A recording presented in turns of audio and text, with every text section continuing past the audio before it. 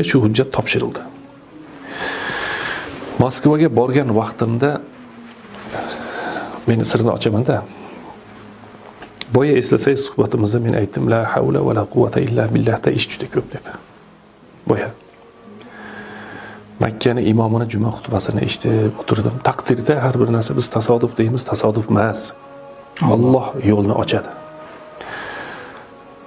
Alloh taolo davomiy qilsin, yomon ko'zdan Xudoy o'zi saqlasin. Ikkinchi kuni shu xutbani ko'rib qolamanmi? Meni tilimda bitta duo.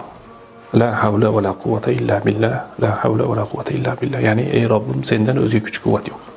Hamma narsa o'zingdan. La havla va la quvvata illa billah. Shu duo to'xtamadi umuman.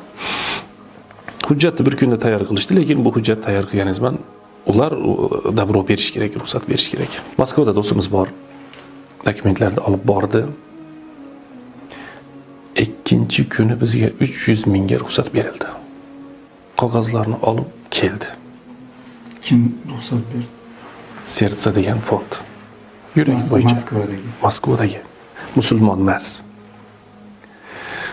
emas odamlar. Qog'ozlarni olib, men hujjatlarni olib pastga olib tushsam, buxgalter aytdi, sen endi u kishi men O'rta Osiyodan bordim, ruschani eplab gapiryapman. Holatim ma'lum. Nima deymiz endi to'g'risini aytib, cho'rni deydi bizni. Rangimiz oq bo'lsa ham, boshqa bo'lsa ham xizmat gastrbaytlar, cho'rni atlarimiz bor. Fond bo'yicha keldim desam, mana qog'ozlar deb yarimga tashladi, kechirasiz dedim. Shu qog'ozlarga men javob olib keldim dedim. Desam, "Ты смотри" dedi. Qaysi fonddan dedi, yurak dedi. Senga bir gap aytaymi dedi. Rossiyanlar emas dedi. Ayni Moskvich bo'lib Moskvada yashaydiganlar 3 oy kutadi, ishonasam dedi. Sen 2 kunda hech qachon ola olmaysan dedi. Meni qo'limda turibdi qog'oz. Operatsiya qilinsin degan qog'oz qo'limda turibdi. 2 kunda oldim. 300 ming rubl. Men bilaman qayerda olganim, Alloh beryapti uni. O'ta kuch-quvvat bilan, ishonch bilan aytdi. "Ты смотри" dedi. "Вот список" dedi. Ko'rsatdi menga, mana unga 700 ming, mana unga 400. "Вот это Москвич" dedi. Moskvani коренной население dedi. Haqiqiy Moskvalik 3 oy kutadi, sen nima deyapsan dedi. Mana qog'oz dedim. Ishonmadi.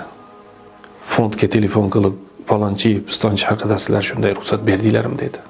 Buxgalterda shunday deyishga haqqi yo'q. Bu buxgalter nargi buxgalterga chalyapti. Pul отчисление qilinyapti. Qo'lida hujjat turibdimi dedi. Turibdi dedi. Qo'lida hujjat tursa biz unga ruxsat bergan bo'lamiz u dedi. Menga shunday qaraldi. Chiqib aytdi, operatsiyani qilaversin dedi.